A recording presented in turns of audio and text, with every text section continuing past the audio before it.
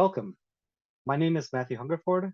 I am the embedded UX lead at ChargePoint, and today I'm presenting on ChargePoint EV charging and Qt WebAssembly, virtually everywhere. Today, we will be talking about what is ChargePoint, how ChargePoint utilizes Qt and QML to provide a unified user interface across all of our charging stations, as well as how we use Qt WebAssembly to extend the ChargePoint charging experience to the web. During this presentation, if you have any questions, feel free to enter them into the chat box, and I'll be replying to them during the presentation. So first, let's start with what is ChargePoint? ChargePoint is an EV solution provider. That simply means that we make EV charging stations to empower people to charge at home, work, or while they're traveling. We provide several different types of chargers for both AC charging as well as DC charging. ChargePoint's been around for about 12 years, and in that time, we've activated 188,000 charging ports, 12,000 of those being DC charging ports. We have charging stations both in the US as well as in Europe. In order to find and utilize those charging stations, we've created a mobile app for both Android and iOS that allows you to find AC and DC chargers, authenticate and pay using Google Pay or Google Wallet, as well as providing charging status and notifications while your vehicle is charging.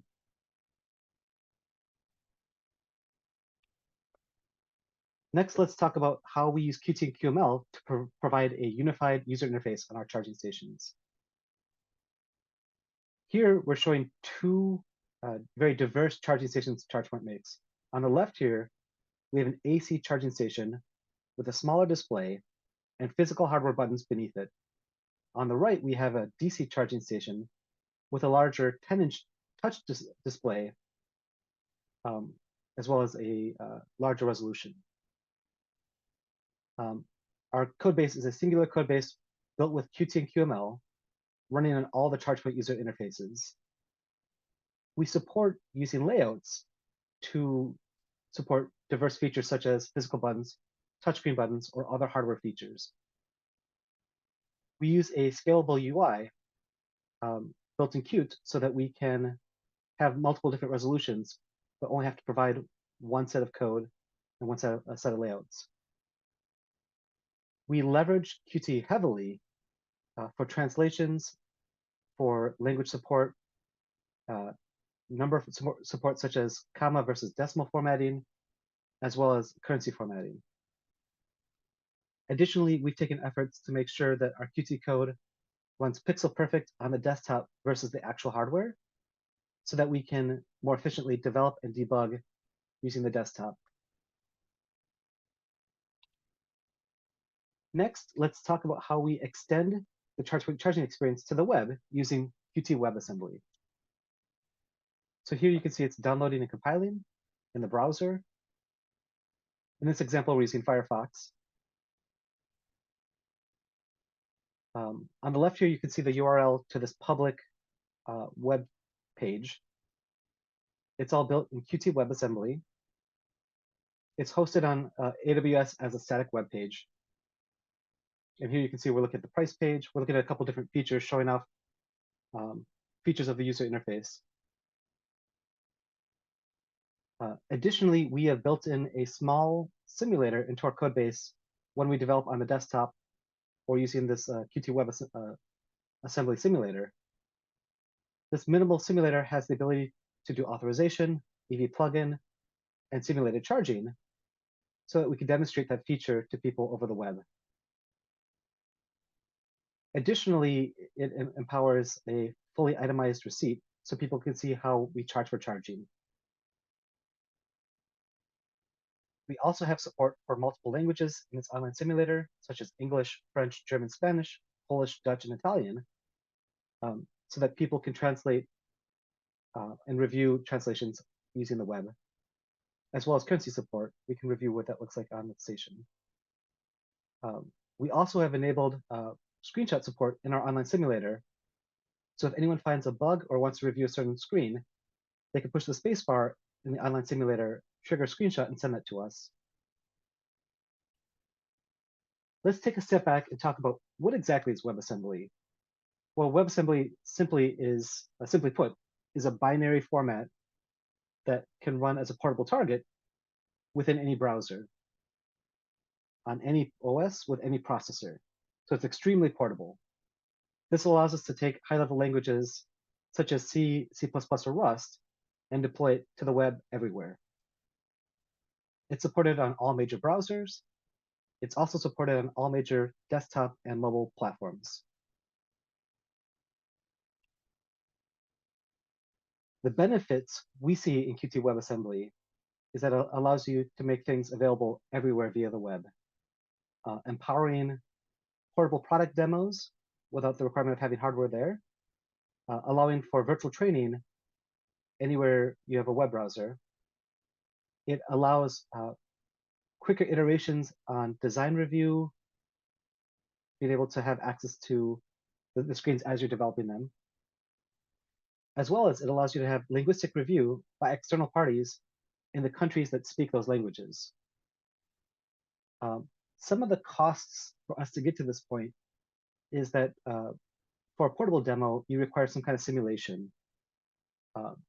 And in this case, Qstate machine is a great tool for building up these simulators. If you're not simulating that data and you need to provide real data, you would need a network-based RPC, such as WebSockets or an HTTP data server, to get that data into the browser. Additionally, you must disable or remove all platform dependencies from your code base for these Qt WebAssembly builds, such as system libraries or system file access. Some common issues that we hit when we were developing was that Qt WebAssembly doesn't support all of the Qt features yet. Notably, Qt Multimedia isn't supported. So no video file playback, no audio file playback, and no webcam support. Local file access is also heavily restricted to a Q file picker, so you don't have direct access to files as you normally would. Additionally, there is no HTML accessibility built in, so you're not able to support a screen reading app for the blind.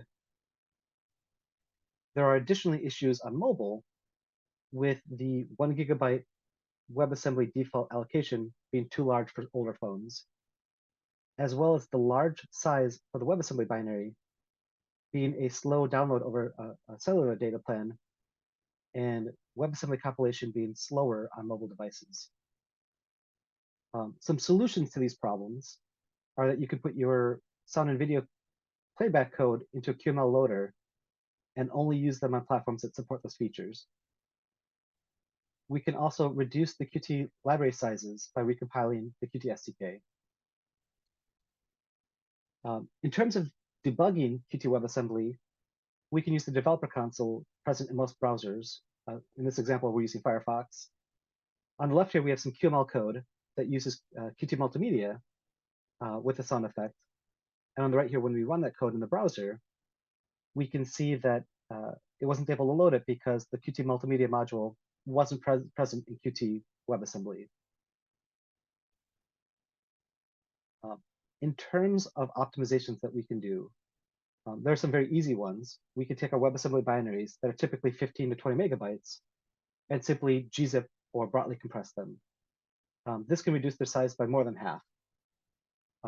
Broadly is great, has a great compression ratio, but is only supported over HTTPS and isn't supported by all web hosts or CDNs, whereas gzip is much more supported with slightly less compression. An additional optimization we can do is recompile the Qt library SDK ourselves and disable all the features that we don't need. In the best case, we've seen that to account for about a 70% reduction in the WebAssembly binary. And reducing the Qt libraries also reduces the required amount of RAM that the browser uses. In the ChargePoint Station UI example, our initial binary was 21 megabytes of WebAssembly. Running that through compression got that down to 6 or 8 megabytes, depending on the compressor. Whereas without compression, just reducing the Qt library sizes got us from 21 megabytes down to 13 megabytes. Combining the Qt library reduction with compression can get us all the way down to 5 megabytes from our initial 21 megabyte binary. Finally, hopefully I answered any of your questions you had in the live chat.